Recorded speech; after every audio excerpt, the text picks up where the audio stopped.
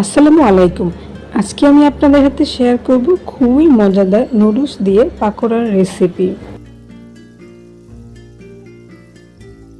পাকোড়া বানানোর জন্য আমি এখানে একটা ম্যাগি নুডলস নিয়ে নিয়েছি। নুডলসটাকে আমি ভালোভাবে সিদ্ধ করে নেব। দিয়ে দিচ্ছি পুরো প্যাকেটের মশলা।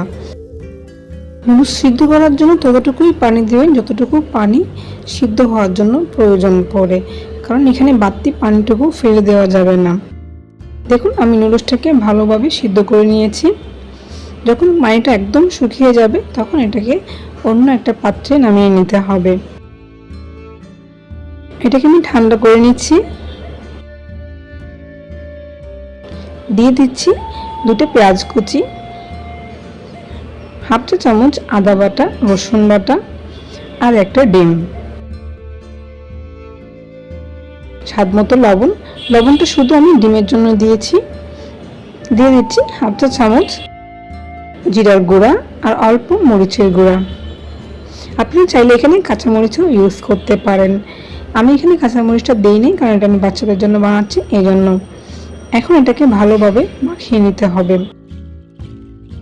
এখন দিয়ে দিচ্ছি এখানে আমি কর্নফ্লাওয়ার। কর্নফ্লাওয়ারটা আপনারা মাখানোর সময় পরিমাণ মতো বুঝে দিতে হবে। আমি এখানে একটা নুডলসের জন্য 4 চা চামচ কর্নফ্লাওয়ার ব্যবহার করেছি।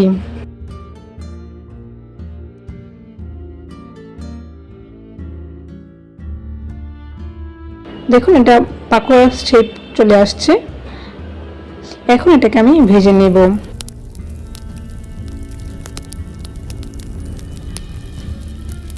ভাজার জন্য খুব বেশি সময় প্রয়োজন পড়ে না, যেহেতু নুডলসটা আগে থেকেই সিদ্ধ করা থাকে।